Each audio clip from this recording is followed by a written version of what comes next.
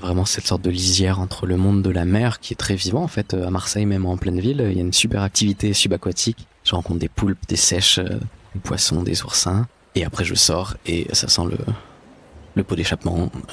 Il y a plein de bruits de moto et il y a vraiment ces deux qui se rencontrent.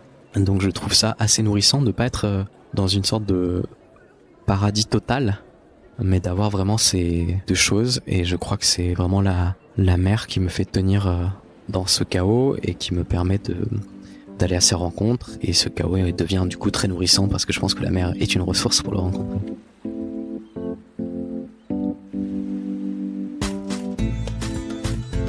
Vous écoutez Marseille Créative, je suis Clémentine Roux, votre hôte. Dans ce podcast, découvrez les histoires d'artistes, d'artisans, de chefs, de designers, mais pas que.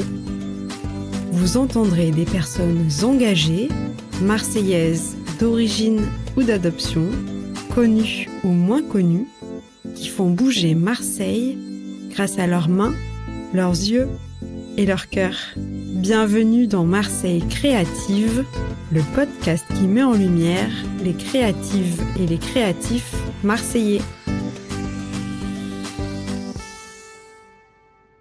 Bonjour, je m'appelle Comdy Melio.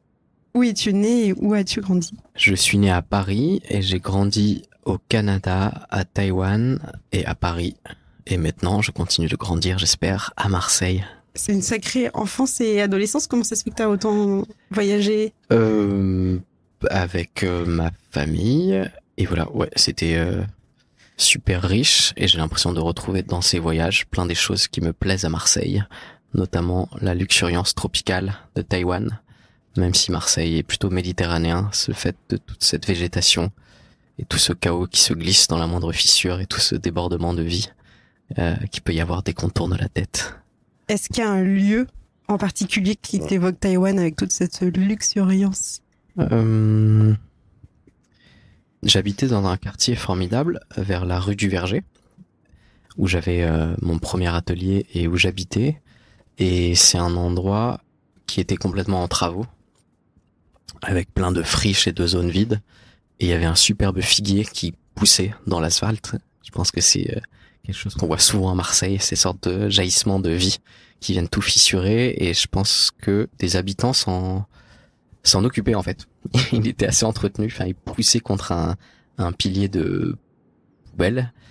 Et tous les printemps, il commençait à mettre plein de feuilles et il grandissait en force chaque année qui passait. C'est où, rue du Verger ? La rue du Verger, elle est parallèle à la rue de la Joliette. C'est vers le marché du Soleil. Ok.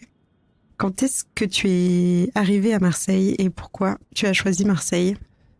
Je suis arrivé en 2017 et je connais bien Cannes parce que j'ai de la famille là-bas et j'adorais le contact de la Méditerranée. Et à ce moment-là, j'étais un peu en crise existentielle à Paris, avec plein de questionnements. Et un matin, je me suis réveillé et je me suis dit, j'habiterai à Marseille. Et les nuages s'étaient écartés.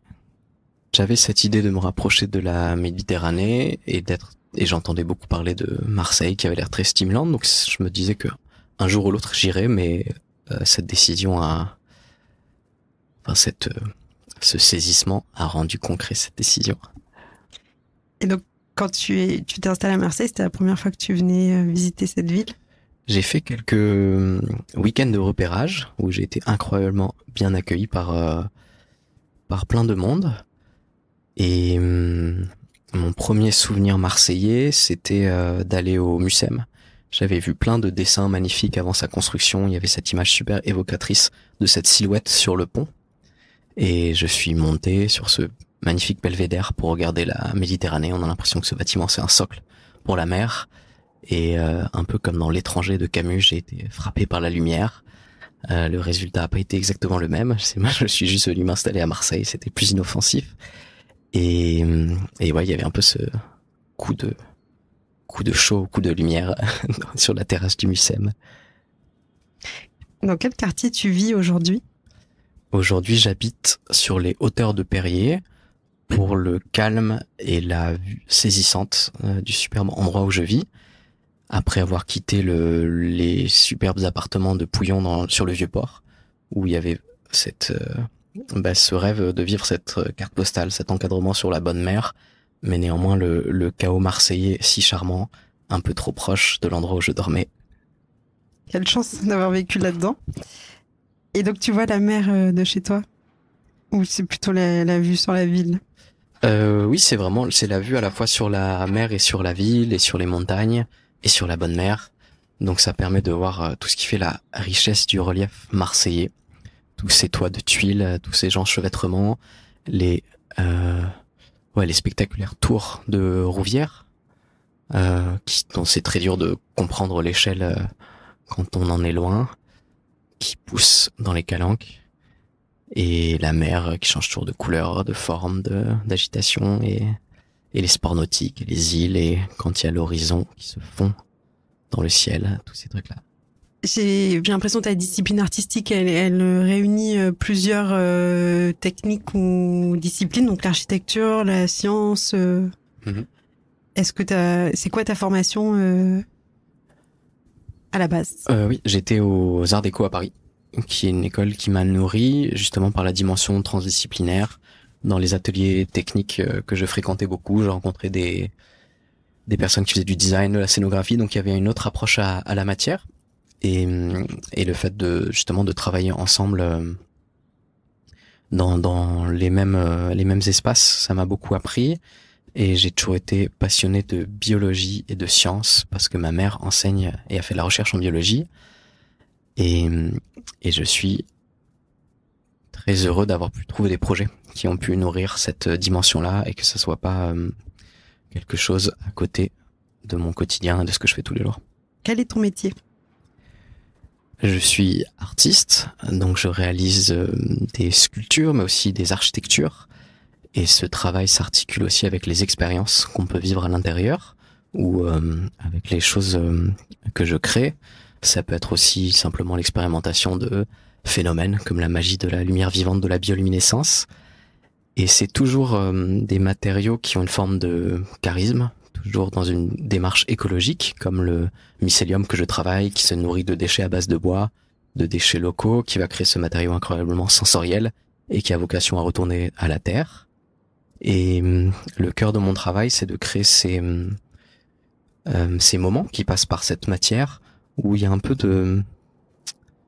une forme de mystère qui affleure, le mystère de notre entrelacement avec le monde et avec notre environnement, le fait qu'on ait des canaux sensoriels pour éprouver cette matière et le fait qu'il y ait une joie incroyable, une simple joie d'exister qui se manifeste du fait d'être en contact avec ces choses-là. Et pour moi, c'est un peu la dimension spirituelle de l'existence, c'est notre propension à savoir nous relier à ce qui nous entoure. Et ça peut être nourri par des lieux, par des expériences, par des gestes. J'ai pu voir quelques-unes de tes œuvres et j'ai pu remarquer que en fonction du moment à laquelle on les voyait ou de l'endroit où on se trouvait, on voyait pas la même chose. Et donc tes œuvres, elles vivent aussi avec le temps et avec l'espace où elles sont exposées. Lesquelles est-ce que tu as vues?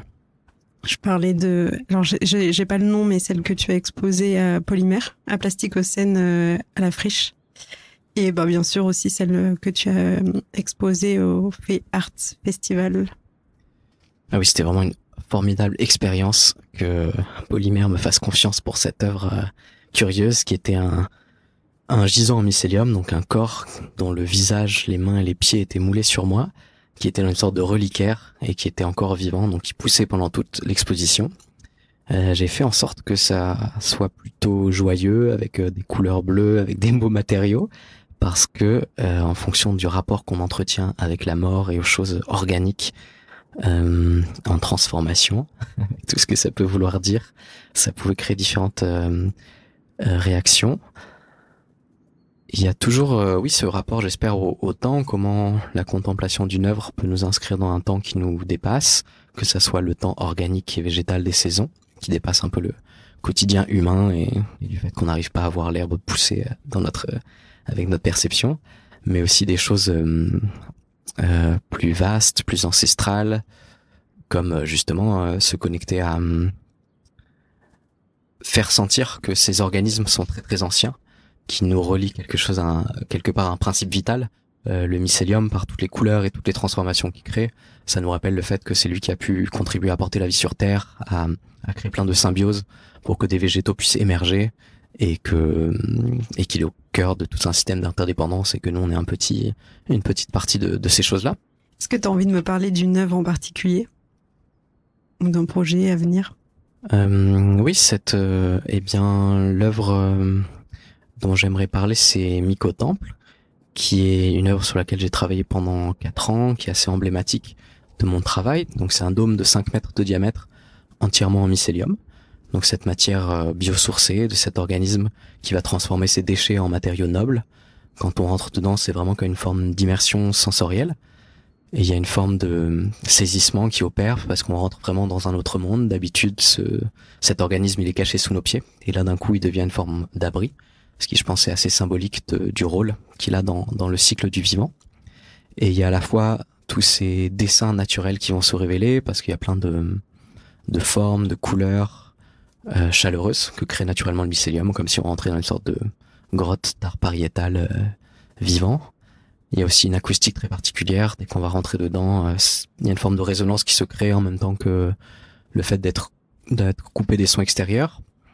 Et surtout, il est dans un site assez incroyable. Il est face à la Méditerranée, à Port-de-Bouc.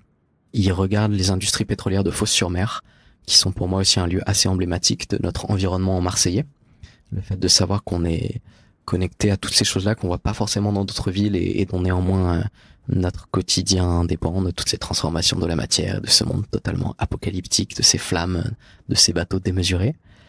Et donc c'est assez magique l'endroit où il est sous des pins, ça sent bon, et il y a vraiment ce contraste entre cet environnement très organique, très vivant, très luxuriant, avec toutes ces couleurs, toutes ces formes, et cet horizon très étrange, et cette mer néanmoins accueillante parce qu'il y a toujours un soleil éblouissant, ou alors le Mistral. Enfin, c'est vraiment un endroit où on se sent connecté à l'environnement, aux saisons, et néanmoins aussi connecté à l'organisme urbain. Est-ce qu'il est possible de le visiter? Absolument. Il est au Centre d'art Fernand Léger, à Port-de-Bouc, et le long du GR 2013. Donc ça peut s'inscrire dans une très belle balade de la Côte Bleue. Vous pouvez prendre le TER pour aller à Port-de-Bouc.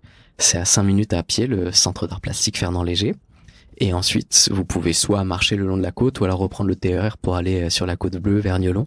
Mais tout ça peut s'inscrire dans une sorte de grande balade, de grand pèlerinage vers le temple en mycélium. Et surtout, il va changer au cours des saisons. Le but, c'est qu'il reste sur place jusqu'à ce qu'il se biodégrade entièrement. Il va nourrir la terre de toutes les émotions qui ont été vécues à l'intérieur, parce que cette matière est spirituellement poreuse. Et surtout, une œuvre va être révélée, parce qu'à l'intérieur du mycélium, il y a une ossature en bois qui a été sculptée à la main par une trentaine d'amis et d'artistes, qui va révéler une sorte de grande frise, une grande ode à l'entrelacement. Génial. Et est-ce qu'il y a une idée du temps? Quand est-ce qu'on pourra voir cette frise? J'ai aucune idée. Peut-être que c'est dans 5, dans 10 ou dans 15 ans. Peut-être que ça sera nos petits-enfants. Pour découvrir Mycotemple, si vous ne pouvez pas y aller, vous pouvez voir sur Internet un formidable film qui a été réalisé par Alexandre Zimmerman, qui rend hommage au sens de l'œuvre, à la manière dont ça a été bâti, et comme une sorte aussi de manifeste artistique.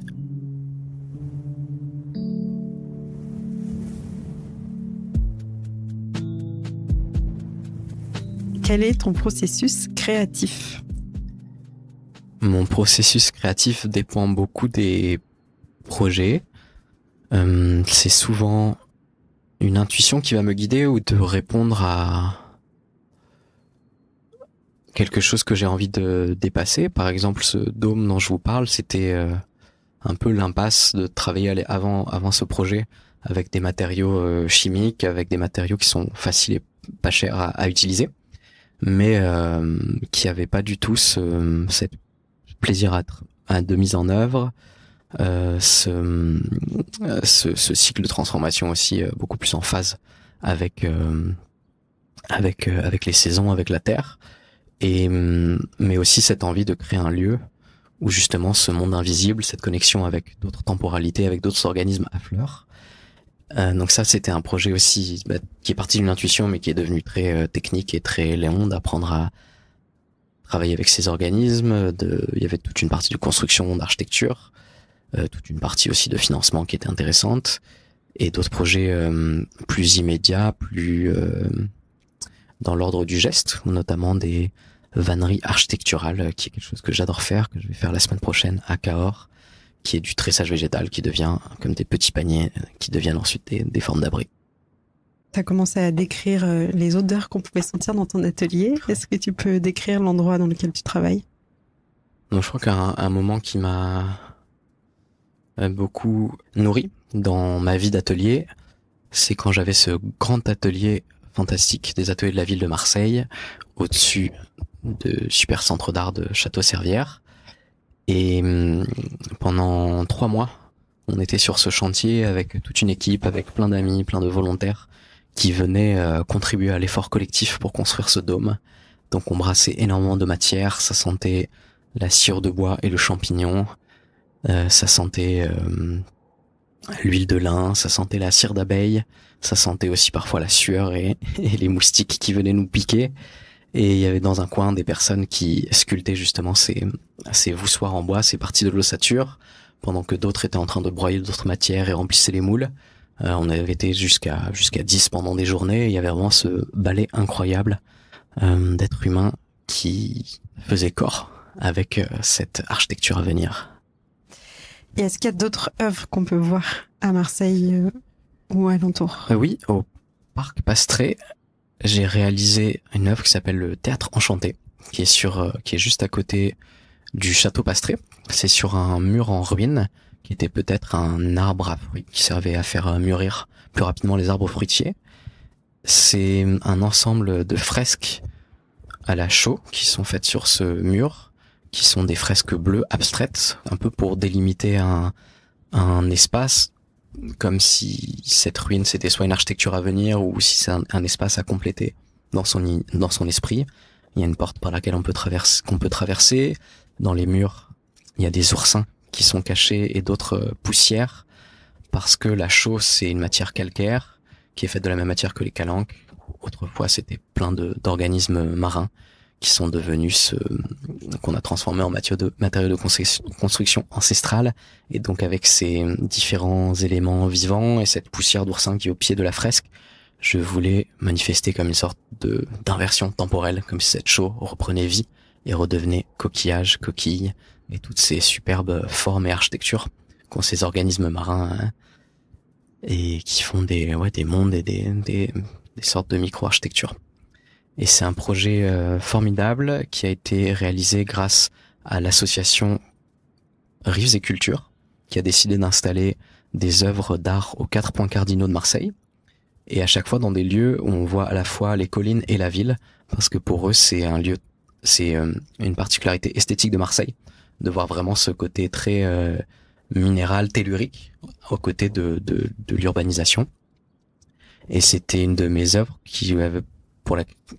c'est une des œuvres que j'ai pris le plus de plaisir à réaliser, parce que nous étions 10 jours dans ce parc génial avec un artiste et artisan qui s'appelle Goulven de Lille, qui m'a accompagné dans le fait de créer ma première fresque. C'était un plaisir de travailler avec lui. J'ai été super bien entouré par des assistants et des stagiaires, et tous les matins on allait poser notre échafaudage dans cet endroit. On entendait les oiseaux, il y avait le soleil, c'était merveilleux. Et ça donne envie d'aller voir, et d'aller voir aussi les autres œuvres dans les autres points cardinaux. Est-ce que tu as envie de parler du côté financier? Est-ce que tu vis de ton art? Et comment ça fonctionne? On te fait des commandes ou tu cherches des mécènes ensuite? Ouais. Aujourd'hui, j'ai la chance de vivre de mon art, et je trouve qu'il y a une dimension créative aussi à trouver les différents financements. C'est très varié.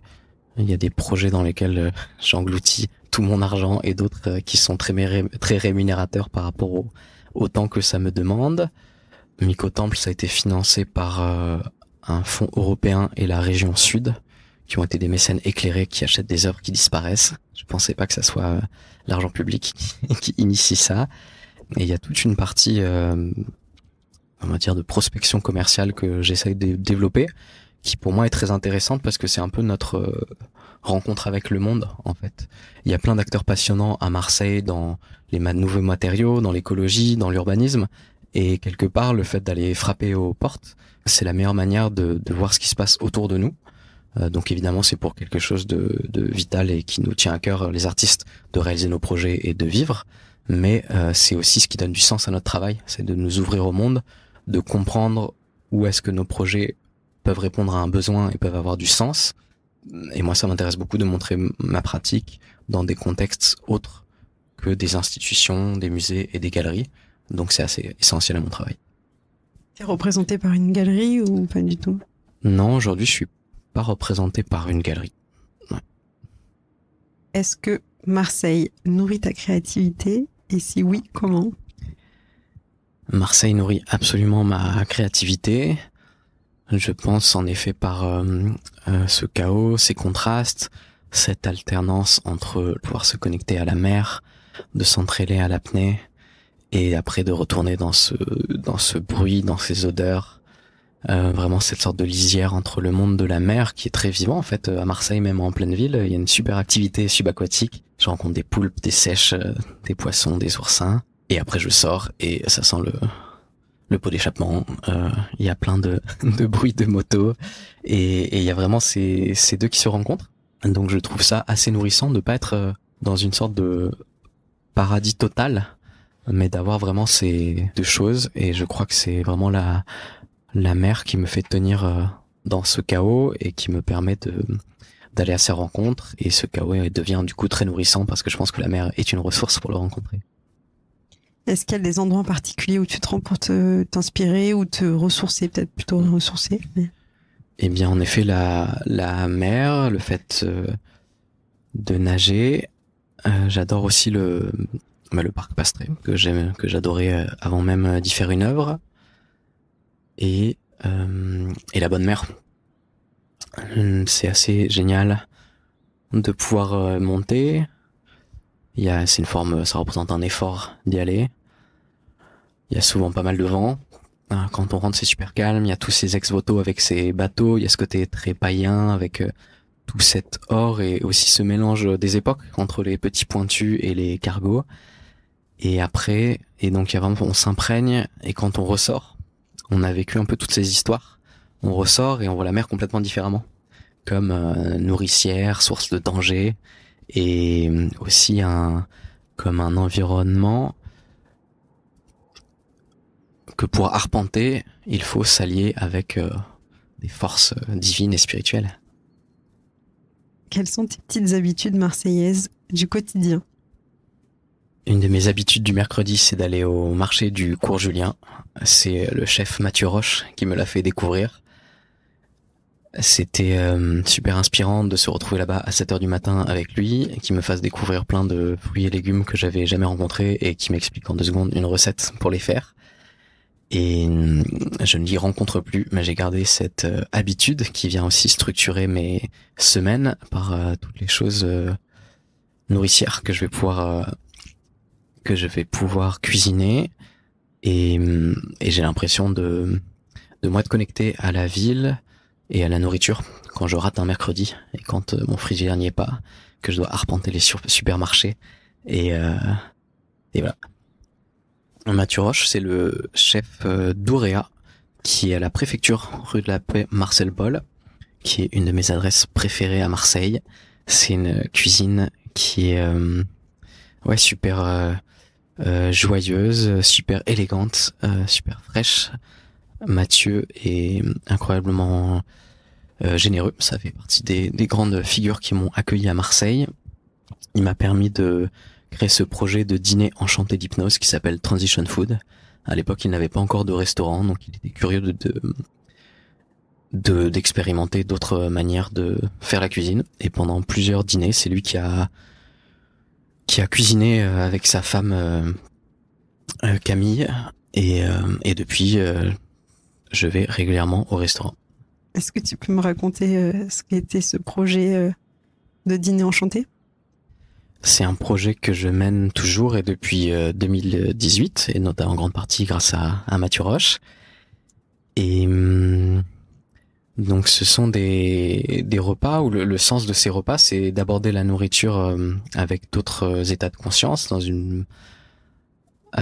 c'est les voyages intérieurs que permettent les récits d'hypnose.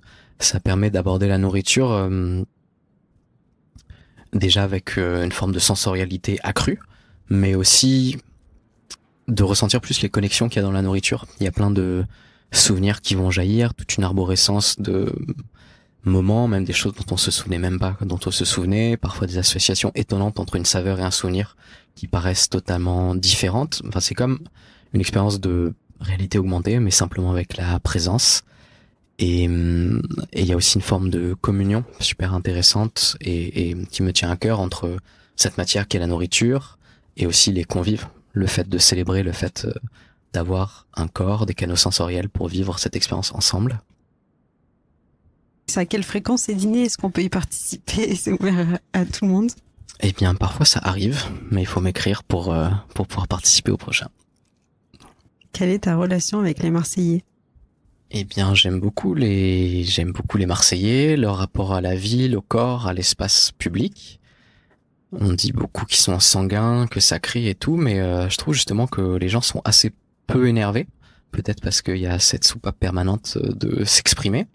Et c'est quelque chose que j'aimerais beaucoup apprendre d'eux. J'aime beaucoup conduire à Marseille parce que je trouve que, en fait, c'est très détendu. Parfois, ça klaxonne, mais c'est pas les mêmes klaxonnements agressifs qu'à Paris ou dès que tu démarres pas ou tu fais toujours klaxonner dessus. Enfin, que j'ai l'impression qu'il y a des klaxons hyper tendus tout le temps à Paris.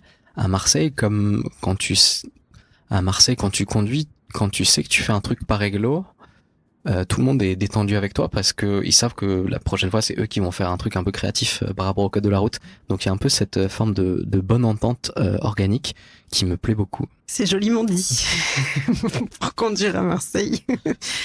Qu'est-ce qui te rend fier d'habiter à Marseille? Il y a quelque chose en plus de la nature, de sa situation. Ouais. Eh bien, je pense qu'à Marseille il y a plein de choses. En fait, à Marseille, il y a pas le confort que peuvent offrir plein de grandes métropoles, comme Paris, Londres ou d'autres, en termes d'infrastructure, d'organisation, de culture. Et je pense que ça force à trouver de la stimulation et de la réjouissance ailleurs. Ce qui m'a beaucoup frappé quand je suis arrivé à Marseille et que j'étais un humble artiste, c'est que on peut avoir une vie très riche sans rien consommer. En fait, on peut faire des rencontres ailleurs qu'au café, on peut être même plus riche de rencontrer une personne et de faire une randonnée avec elle. On peut jouir d'un luxe incroyable sans rien dépenser. Qu'est-ce qui te révolte, au contraire? Eh bien, je trouve ça un peu dommage de pas avoir plus de transport. Je fais beaucoup de scooters, mais quand il est en panne ou qu'il n'y a pas de vélo, je me heurte vraiment à la réalité du déplacement à Marseille. J'ai l'impression que mon horizon se rétrécit énormément, mon pouvoir de projection vraiment se rabougrit totalement, et je pense que c'est le cas que c'est l'expérience de la ville de la plupart des Marseillais, en fait, d'avoir un champ d'action très très limité. Est-ce qu'il y a des figures marseillaises qui t'inspirent?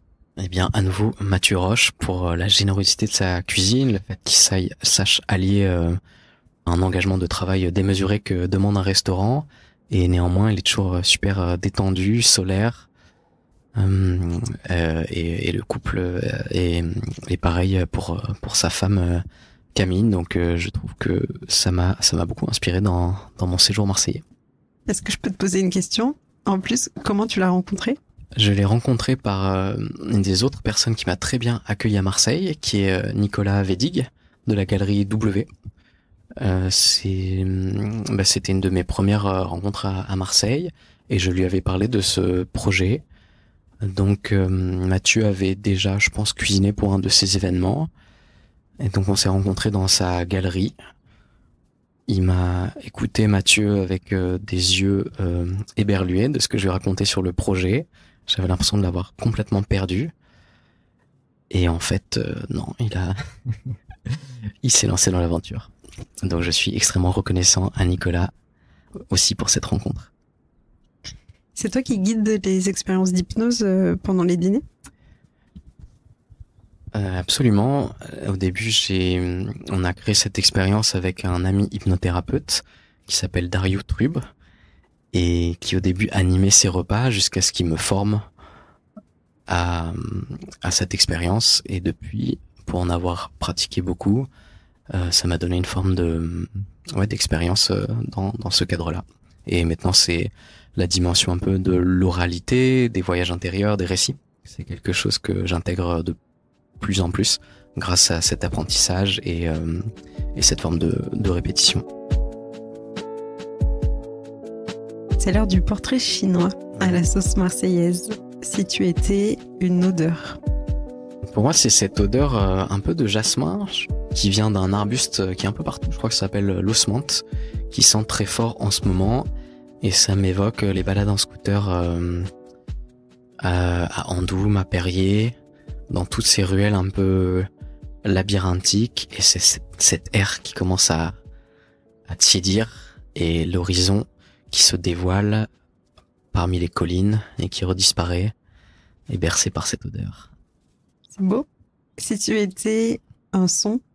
Un son, eh bien, ça serait le bruit des enceintes et le bruit des accélérations de scooters un peu partout et cette espèce de symphonie qui m'a accueilli quand je suis arrivé ici pour enregistrer le podcast. Si tu étais un goût? Un goût, je dirais que c'est l'oursin, qui est vraiment ce moment où j'ai l'impression de faire corps avec la ville et avec la mer. Et c'est un luxe incroyable de pouvoir en trouver et en pêcher presque au pied de chez soi. Si tu devais décrire Marseille à quelqu'un qui n'a jamais mis les pieds ici, qu'est-ce que tu lui dirais? Eh bien, je lui dirais que c'est une ville passionnante parce qu'elle est en devenir permanent, que ça invite à être autonome pour la découvrir et créer ses sillons, que c'est pas du tout une ville clé en main qui est prête pour son utilisation et qui invite justement à vouloir y contribuer d'une manière ou d'une autre, qui est une forme de grande liberté de s'exprimer et qui donne envie de contribuer, déjà de jouir de sa beauté, mais aussi d'y contribuer d'une manière ou d'une autre. Si toi tu devais quitter Marseille, qu'est-ce que tu regretterais? Je regretterais de ne pas avoir attrapé l'accent marseillais, dont je leur suis très jaloux. Ça fait partie des choses que j'aime beaucoup, cette manière de chanter, ouais, c'est super mélodieux, pittoresque, généreux. Ça rend les choses beaucoup plus épiques et la communication complètement différente. Est-ce que tu as une anecdote marquante à me raconter sur une situation que tu aurais vécue à Marseille? Eh ben, oui. Une chose que j'aime beaucoup dans le parler marseillais, c'est le ça va, que j'ai mis du temps à comprendre. Où un jour, je parlais au téléphone avec une amie et elle finit la conversation par un ça va très mélancolique. Et il y avait vraiment une sorte de contradiction totale entre ce que je commençais à comprendre de ce que ça voulait dire, comme une forme d'assentiment, de dire ok, mais néanmoins le fait qu'on peut le dire avec plein de tonalités différentes en fait. Donc ça c'est une des choses du langage marseillais que j'ai commencé à m'approprier et qui est devenu assez naturel. Est-ce que tu veux rajouter quelque chose que tu n'aurais pas dit? Eh bien je suis très honoré, comme je te disais, de faire partie de ce panthéon de créatifs et de créatives marseillais. Tous les podcasts que j'ai pu entendre étaient super inspirants, drôles, et de faire partie de cette famille m'enchante énormément. Merci d'avoir écouté cet épisode jusqu'au bout. Alors pour m'aider à le faire connaître, n'hésitez pas à le partager autour de vous et à mettre 5 étoiles sur Spotify et Apple Podcasts. D'avance, un grand merci pour votre soutien et je vous donne rendez-vous dans 15 jours pour un nouveau portrait marseillais. À bientôt!